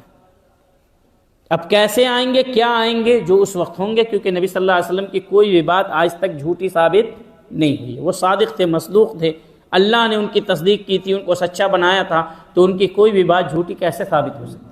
اور ہر چیز حرف بحرف ثابت ہوتی آئی ہے۔ امام مہدی بھی قیامت کی نشانیوں میں سے ایک نشانی ہے، وہ آئیں گے، اس بات کے اوپر ایمان رکھنا ہے۔ جب وہ آئیں گے تو پھر عیسیٰ علیہ السلام بھی آئیں گے۔ پہلے مہدی علیہ السلام آئیں گے، پھر اس کے بعد عیسیٰ علیہ السلام آئیں گے۔ پہلے دجال، پھر مہدی علیہ السلام آئیں گے، اور اس کے بعد عیسیٰ علیہ السلام آئیں گے۔ عیسیٰ علیہ السلام امام مہدی کی امامت میں نماز پڑھیں گے، اور اس کے بعد قتال کریں گے دجال سے، اور دجال کو باب لط پہ ختم کریں گے، اور اس کے بعد عیسیٰ علیہ السلام کو بھی موت آئے گی۔ تو دجال کے اوپر ایمان رکھنا ضروری ہے۔ دجال کے اوپر ایمان رکھنا اس حیثیت سے کہ دجال ویسا ہوگا، گمراہ ہوگا، یعنی کہ وہ آئے تو اس پہ ایمان لے آئے۔ مطلب نبی کی اس بات پر ایمان رکھنا ہے کہ دجال کذاب کافر وہ آئے گا، اس بات پر ایمان رکھنا ہے۔ بہت سارے لوگ اس کا انکار کرتے ہیں، بہت سارے لوگ، اس میں سے مولانا مودودی صاحب ہیں۔ مولانا مودودی صاحب کو تو جانتے ہوں گے، سارا فتنہ بر صغیر میں انہی کی کاشت، انہی کا بیج لگایا ہوا ہے، جو کھیتی ابھی پھل پھول رہی ہے۔ تو وہ انکار کرتے ہیں، کیوں؟ کہتے ہیں کہ یہ چیز اس چیز سے، یا تمیم الداری رضی اللہ عنہ نے جو ذکر کیا، لمبی حدیث ہے دجال کے بارے میں، اس کی صفات کے بارے میں ذکر کیا، صحیح مسلم کی روایت ہے۔ تو کہتے ہیں عقل اس چیز کو ماننے سے انکار کرتی ہے۔ اب نبی کی حدیث کے اوپر ایمان لانے کے لیے اللہ رب العالمین نے یہ نہیں کہا کہ پہلے عقل پر تولو، اللہ نے کہا وَمَا آتَاكُمُ الرَّسُولُ فَخُذُوهُ، نبی جو تمہیں دے، بیچ میں جیسے عقل آئے گی، عقل کو آپ معیار بنائیں گے، وہ آپ کی عاقبت دنیا ساری چیزوں کو خراب کر دے۔ کل بہت ساری بات عقل پر ہو چکی ہے، تو درایت اور عقل کی کسوٹی پر پرکھ کر کے مولانا مودودی نے بہت ساری احادیثوں کا انکار کیا، وہ منکر سنت بھی تھے۔ جہاں صحابہ اکرام کے خلاف بولتے تھے، ان پر بدزبانی یا بد کلامی بھی کیا ہے، اور اس زمانے کے جو بڑے بڑے بدعتی اور بدعتیوں کے سردار گزرے ہیں ان میں سے ایک تھے۔ تو مولانا مودودی اس کا انکار کیا کرتے تھے، اور ان کے ساتھ اور بھی بہت سارے لوگ ہیں جو انکار کرتے ہیں، لیکن ان کا اثر و رسوخ جو ہے زیادہ ہے۔ بہت سارے اہل حدیث بھی ان کے دام فریب میں گرفتار ہیں، بہت سارے، پورا کا پورا علاقہ ہی گرفتار ہے۔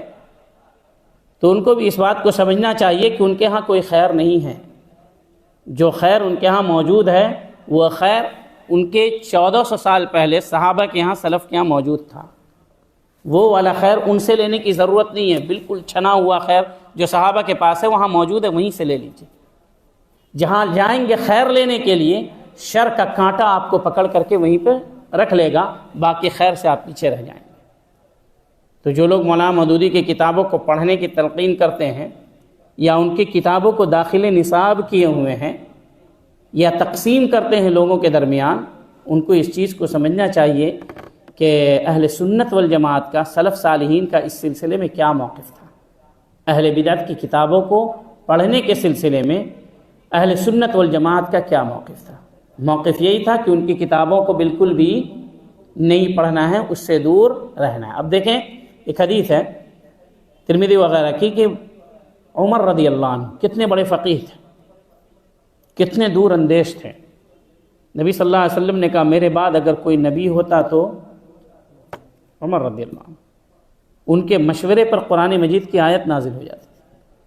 انہوں نے ایک مرتبہ تورات کا نسخہ اٹھایا ہوا تھا، تورات حق ہے، اس کے اوپر ایمان لانا ہے، لیکن جو تورات ان کے پاس موجود ہے اس بات پر بھی ایمان لانا ہے کہ وہ منسوخ شدہ ہے۔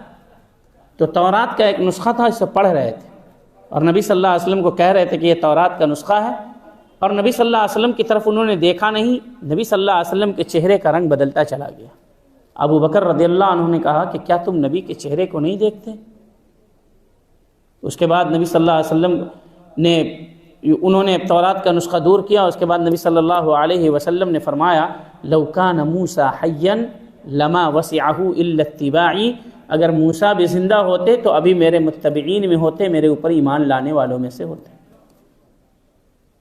توریت جو آسمانی کتاب جس کے اوپر اجمالاً ایمان لانے کا حکم ہے، اس کو قرآن کی اس کو پڑھنے سے نبی صلی اللہ علیہ وسلم نے منع ہی نہیں کیا، بلکہ اس پر غصہ ہو گئے۔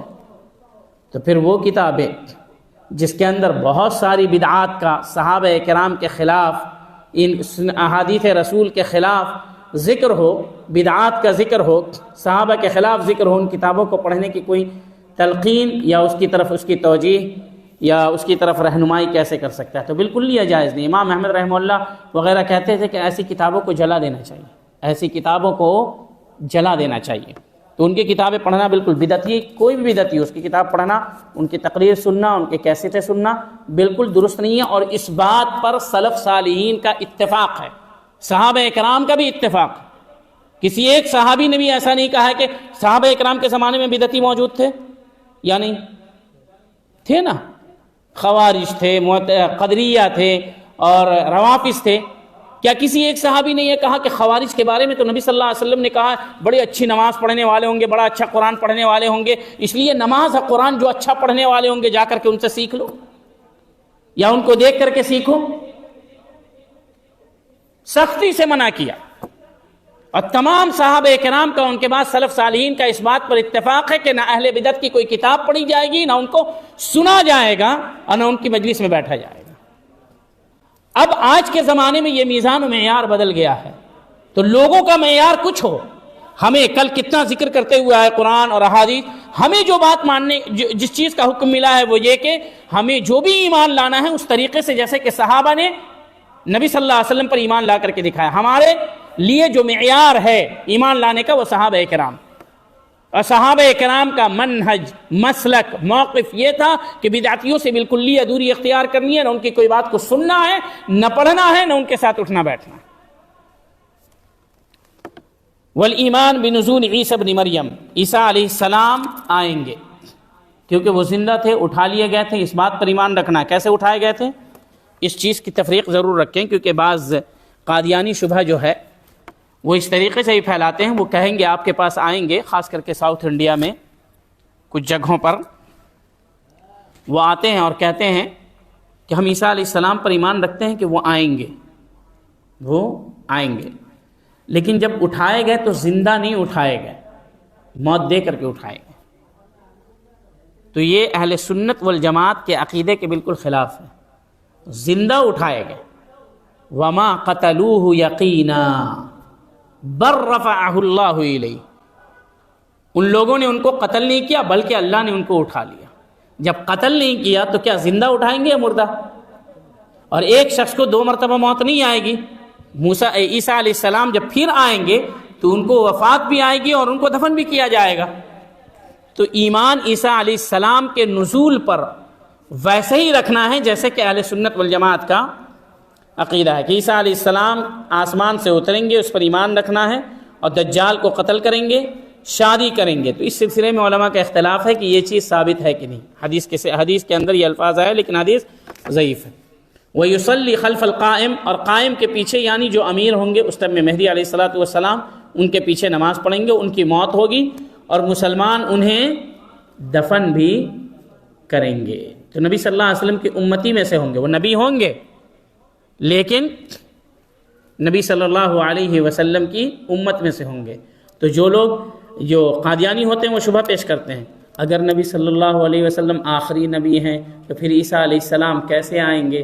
تو ان کو نبی بنا کر کے نہیں بھیجا جائے گا، نبی صلی اللہ علیہ وسلم کی امت کا ایک فرد بنا کر کے بھیجا جائے گا. کیونکہ اگر وہ نبی بنا کر کے آتے تو وہ خود نماز پڑھاتے، نہ کہ مہدی علیہ السلام کے پیچھے نماز پڑھاتے. تو عیسیٰ علیہ السلام جو آئیں گے وہ آخری نبی کے طور پر نہیں، وہ تو آ چکے ہیں پہلے، لیکن اللہ رب العالمین نے قیامت کی نشانیوں میں سے ان کو رکھا ہے. وہ آئیں گے نبی صلی اللہ علیہ وسلم کے متبع اور فرما بردار بن کر کے آئیں گے، اور جو اللہ نے ذمہ داریاں ان کو دی ہوں گی وہ اس کو ادا کریں گے، اور پھر ان کی وفات بھی ہوگی اور لوگ ان کو دفن بھی کریں گے. ایک بات آتی ہے کہ نبی صلی اللہ علیہ وسلم کی قبر جہاں پر ہے اور جہاں پر ابو بکر و عمر رضی اللہ عنہما کی قبر ہے وہیں پر ایک جگہ خالی ہے، جیسا کہ عام طور پر لوگوں کے درمیان مشہور ہے، تو وہاں عیسیٰ علیہ السلام کو دفن کیا جائے گا. تو اس سلسلے میں انور شاہ کشمیری الحنفی دیوبندی رحمہ اللہ ہیں، انہوں نے ایک کتاب لکھی ہے اس کے اوپر، عیسیٰ علیہ السلام کے وفات پر یا وہ کہاں پر دفن ہوں گے اس سلسلے میں حدیث جمع کیا. انہوں نے اس حدیث کو حسن قرار دیا کہ وہاں پر ان کو دفن کیا جائے گا. لیکن صحیح بات یہ ہے کہ تمام طرق سے یہ حدیث ضعیف ہے.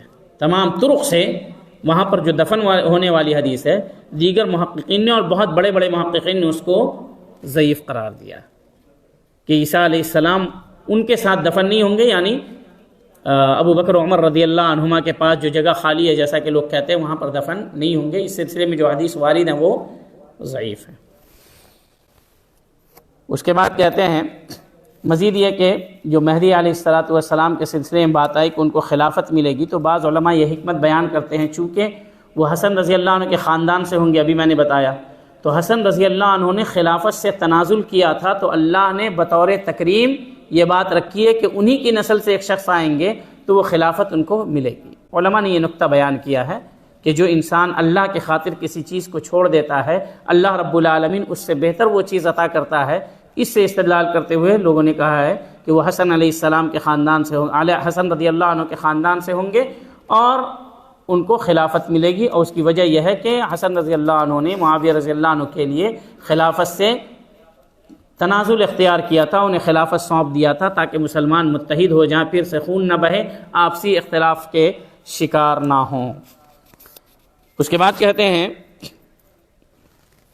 کہ اس بات پر ایمان رکھنا ہے کہ ایمان قول و عمل، اور عمل الایمان قول و عمل وعمل و قول و نیت و اصابہ، کہ ایمان کہتے ہیں قول و عمل کو اور نیت کو اور اتباع سنت کو، نیت کو اور اتباع سنت کو۔ ایمان کا اصل مطلب ہوتا ہے تصدیق، ایمان کا اصل مطلب ہوتا ہے تصدیق، اور شیخ الاسلام ابن تیمیہ رحمہ اللہ تصدیق سے بھی زائد چیز مانتے ہیں ایمان میں۔ ایمان کا لغوی معنی تصدیق ہے، لیکن ایمان اپنے معنی میں جو ہے وہ تصدیق سے زائد کی چیز ہے۔ تو ایمان صرف معرفت کا نام نہیں کہ اللہ رب العالمین کو جاننا، دل سے جاننا ایمان ہے۔ تو دل سے اللہ رب العالمین کو تو شیطان بھی جانتا تھا، معرفت تھی نا، تب نہ اس نے کہا ربی انظرنی الی یوم یبعثون، اے اللہ قیامت تک کے لیے مہلت دے۔ اگر وہ رب کو رب نہیں جانتا تو مہلت کیسے مانگتا اور رب کہہ کر کے کیسے خطاب کرتا؟ اس طریقے سے موسیٰ علیہ السلام نے فرعون سے کہا کہ تمہیں پتہ ہے کہ اللہ رب العالمین کے بارے میں، تو اگر فرعون کو پتہ نہیں ہوتا تو موسیٰ علیہ السلام انہیں خطاب کیسے کرتے کہ تمہیں پتہ ہے؟ تو معرفت قلبی فرعون کو اور شیطان کو حاصل تھی، اور عجیب طرفہ تماشا یہ ہے کہ اسی معرفت کی بنیاد پر ابن عربی زندیق نے شیطان کو اور فرعون کو مومنوں میں داخل کیا، کتاب لکھی ہے۔ تو اس لیے گمراہیاں اس قدر ہے کہ کسی کے ہاں فرعون بھی ایمان والے میں سے ہو جاتا ہے اور کسی کے ہاں حجاج بھی منصف بادشاہ ہو جاتا ہے۔ تو ان تمام فتنوں سے بچنے کا جو راستہ ہے وہ یہی کہ اہل علم سے آپ اپنے تعلقات کو جڑے رہیں، ان سے تعلقات، علمی تعلقات جو ہیں وہ باقی رکھیں۔ تو ایمان صرف دل کا نام نہیں ہے کہ دل سے اللہ کو پہچان لیا، ایمان دل سے تصدیق کا نام ہے، قول و عمل، اور زبان سے اقرار کا بھی نام ہے، اور اس کے ساتھ ساتھ اس کے اوپر عمل کرنے کا بھی نام ہے۔ چنانچہ جو لوگ کہتے ہیں کہ ایمان صرف دل کی معرفت کا نام ہے، قول و عمل کی ضرورت نہیں ہے، وہ مرجئہ۔ اور جو کہتے ہیں کہ ایمان قول و عمل، ایمان یعنی اعتقاد، قول، العمل تینوں ہیں، وہ اہل سنت والجماعت۔ اہل سنت اور جماعت اور خوارج و معتزلہ میں فرق یہ ہے کہ خوارج بھی کہتے ہیں کہ ایمان قول و عمل کا نام ہے، لیکن ایمان نہ زیادہ ہوتا ہے نہ کم ہوتا ہے، اور اہل سنت والجماعت کہتے ہیں کہ ایمان میں زیادتی بھی ہوتی ہے اور کمی بھی ہوتی ہے۔ اس لیے خوارج و معتزلہ کے ہاں اگر کوئی انسان گناہ کر لیتا ہے تو دائرہ اسلام سے خارج ہو جاتا ہے، کیونکہ ایمان میں زیادتی کمی نہیں ہوتی، گناہ کرنے سے پورا ایمان ختم ہوتا ہے اور نیکی کرنے سے پورا ایمان باقی رہتا ہے۔ اور اہل سنت والجماعت کہتے ہیں کہ گناہ کرتا ہے تو ایمان گھٹتا ہے، پھر نیکی کرنے سے ایمان بڑھتا چلا جاتا ہے، جیسا کہ اللہ رب العالمین نے فرمایا انما المؤمنون الذین اذا ذکر اللہ وجلت قلوبهم واذا تلیت علیہم آیاتہ زادتہم ایمانا، کہ جب آیتیں تلاوت کی جاتی ہے تو لوگوں کے ایمان میں زیادتی ہوتی ہے، اور یہ محسوس شدہ بات ہے، اس کے اوپر اہل علم کا اتفاق ہے، تو کوئی بھی ایمان جس میں اقرار نہیں ہو اور جس میں عمل نہیں ہو وہ ایمان نہیں کہلاتا ہے۔ تو ایمان دل کی تصدیق کا، زبان سے اقرار کا اور عمل سے اس کو برتنے کا نام ایمان ہے، اور اسی میں نیت و اصابہ، یعنی کہ آپ کا عمل جو ہو وہ سنت کے موافق ہو۔ نیت و اصابہ کا مطلب شیخ صالح الفوزان حفظہ اللہ بیان کرتے ہیں ای وفقا للسنہ، کہ عمل تو ہو لیکن بدعتیوں والا عمل نہ ہو، سنت کے موافق عمل ہو، تو جا کر کے مکمل ایمان ہوگا۔ اور اس بات پر بھی ایمان رکھنا ہے کہ ایمان زیادہ ہوتا ہے اور کم ہوتا ہے، بسا اوقات اتنا کم ہوتا ہے کہ ایمان سے انسان نکل جاتا ہے، بس اوقات بڑھتا جاتا ہے اور اللہ کی قربت ملتی جاتی ہے اور بہت پختہ مومن ہو جاتا ہے۔ تو یہ ایمان رکھنا ضروری ہے کہ ایمان نام ہے دل سے تصدیق کا، زبان سے اقرار کا، اور اعضاء و جوارح سے کرنے کا، عمل کی صورت میں کرنے کا۔ مزید یہ کہ یہ ایمان بڑھتا بھی ہے اور گھٹتا بھی ہے۔ یہ 5 چیز کو اگر مانیں گے تو آپ اہل سنت کہلائیں گے۔ اگر 5 چیز کو نہیں مانتے ہیں، آپ کہیں گے صرف گھٹتا چلا جاتا ہے گناہ کرنے سے، تو خوارج معتزلہ کی صف میں چل جائیں۔ اور آپ کہیں گے کہ نہیں بالکل نہیں گھٹتا، کبھی جتنا بھی گناہ کر لو نہیں گھٹتا، بڑھتا چلا جاتا ہے، تو آپ مرجئہ ہو جائیں گے۔ تو اس لیے اس بات پر ایمان رکھنا کہ ایمان دل سے تصدیق، زبان سے اقرار اور عمل سے برتنے کا نام ہے۔ جو ایمان نیکی کرنے سے بڑھتا ہے اور برائی کرنے سے گھٹتا ہے۔ اس کے بعد نبی صلی اللہ علیہ وسلم اس کے بعد امام بربہاری رحمہ اللہ فرماتے ہیں کہ اس امت کے سب سے بہتر شخص، اس امت کے نبی صلی اللہ علیہ وسلم کی وفات کے بعد اس امت کے سب سے بہتر ترتیب وار، سب سے بہتر شخص ابو بکر صدیق رضی اللہ عنہ، پھر ان کے بعد عمر رضی اللہ عنہ، اور پھر ان کے بعد عثمان رضی اللہ عنہ ہیں۔ ابن عمر رضی اللہ عنہما سے اسی طرح مروی ہے، یعنی اسی ترتیب سے ایمان رکھنا ہے۔ 2 چیزیں ہیں، ایک خلافت کی ترتیب ہے اور ایک افضلیت کی ترتیب ہے۔ دونوں باتوں کو اچھے سمجھیے گا۔ ایک خلافت کی ترتیب ہے، جیسے پہلے خلیفہ ابو بکر، دوسرے خلیفہ عمر، تیسرے خلیفہ عثمان، چوتھے خلیفہ علی رضی اللہ عنہم اجمعین۔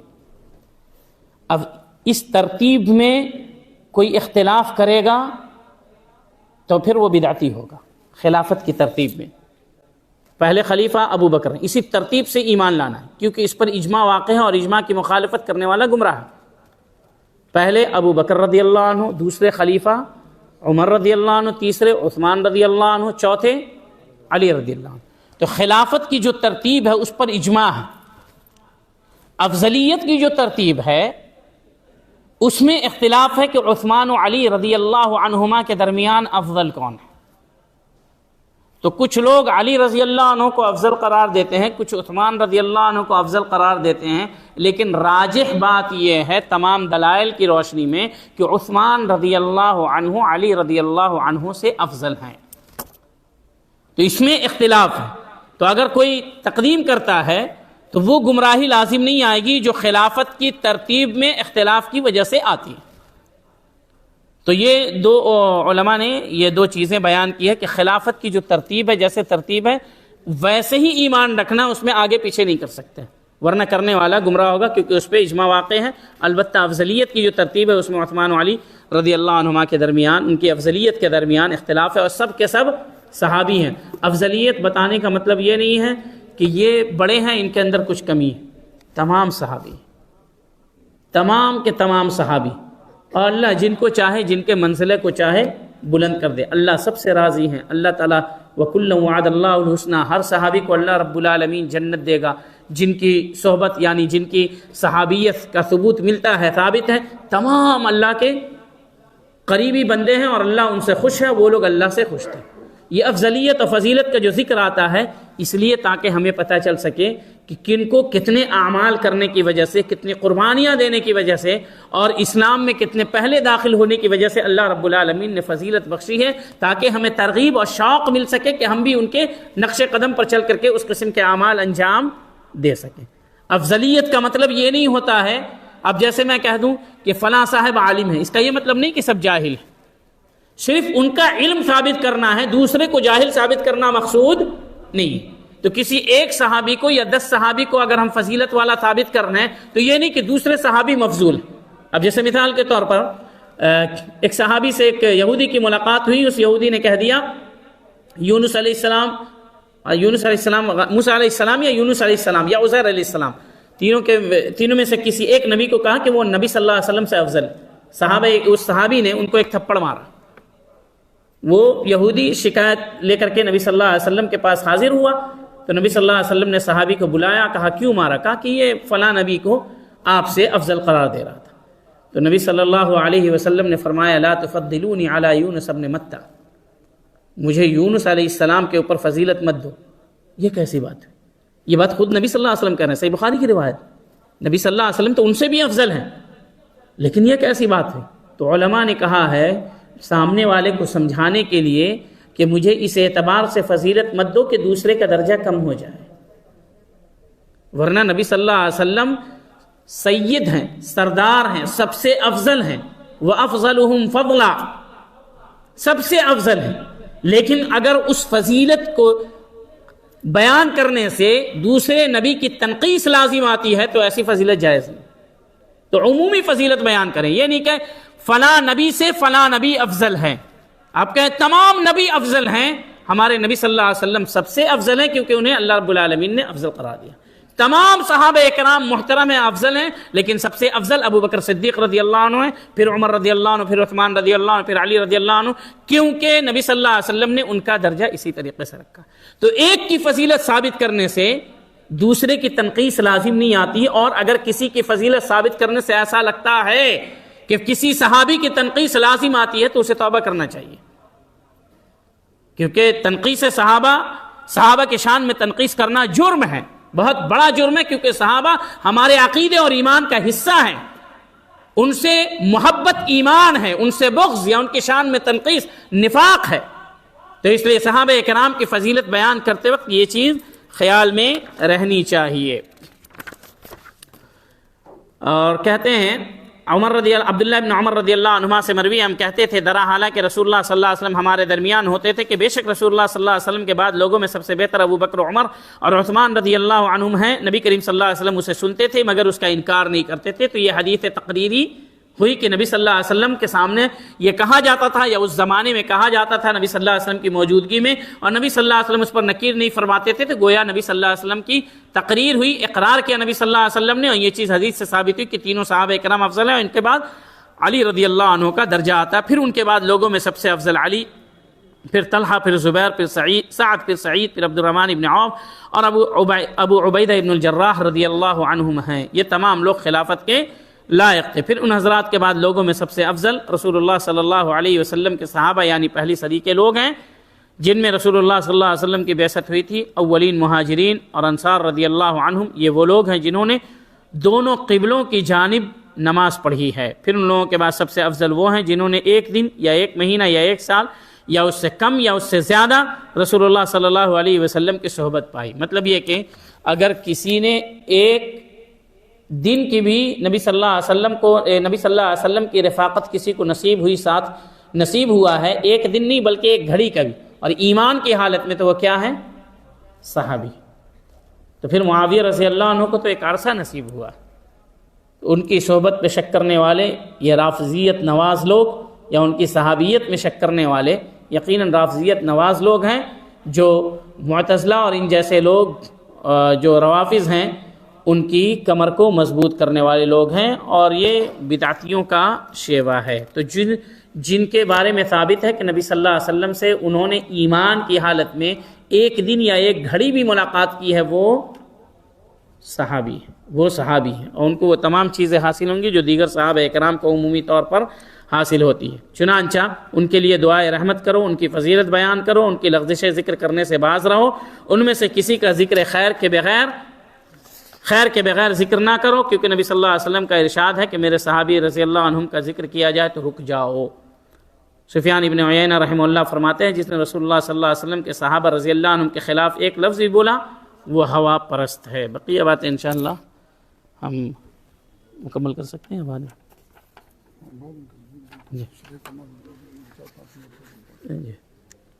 انشاءاللہ ہم مغرب کے بعد دوسری نشست میں بقیہ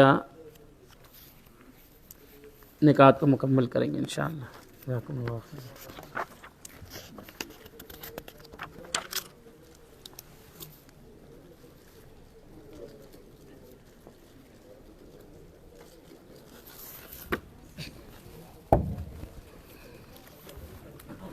جزاکم اللہ خیر۔ آج کی پہلی نشست کا اختتام ہو رہا ہے۔ آپ لوگوں کے لیے چائے وغیرہ کا مختصر انتظام کیا گیا ہے۔ آپ لوگوں سے گزارش ہے کہ ذرا مسجد کی صفائی کا خیال رکھیے گا خواتین سے بھی، اور انشاءاللہ ایک اور بات نشست کا آغاز ہوگا۔